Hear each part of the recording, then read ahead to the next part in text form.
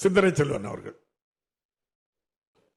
மாண்புமிகு பேரவை தலைவர் அவர்களே, தங்களுக்கும் உடன்பரப்பு என்கிற சொல்லின் உயிர் வடிவமாய் தமிழகத்தை வழிநடத்தி கொண்டிருக்கிற மாண்புமிகு தமிழக முதல்வர் அவர்களுக்கும், மாண்புமிகு தமிழக துணை முதல்வர் அவர்களுக்கும், அமைச்சர் பெருமக்களுக்கும், எதிர்க்கட்சி தலைவர் உள்ளிட்ட சக சட்டமன்ற உறுப்பினர்களுக்கும் எனது பணிவான வணக்கத்தை தெரிவித்துக் கொள்கிறேன்.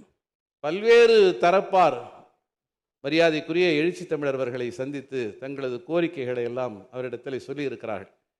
நான் அவரிடத்தில் கேட்டேன், இந்த கோரிக்கைகளை எல்லாம் தேர்தல் வருகிற தருணத்தில் எவ்வாறு பதிவு செய்வது என்று. இந்த கோரிக்கைகளை எல்லாம் அவர்கள் சொல்லுகிறார்கள் என்று சொன்னால் மீண்டும் திராவிட மாடல் ஆட்சிதான் வருகிறது என்கிற நம்பிக்கை அவர்கள் வெளிப்படுத்தி இருக்கிறார்கள்.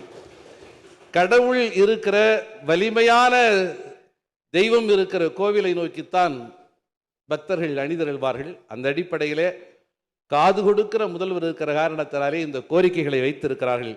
இதையெல்லாம் போய் முதல்வருடைய காதில் போட்டுருங்க என்று எழுச்சி தமிழர் அவர்கள் சொன்னார்கள். ஆகவே அந்த கோரிக்கைகளை மிக விரைவாக நான் இங்கே பதிவு செய்து விடுகிறேன்.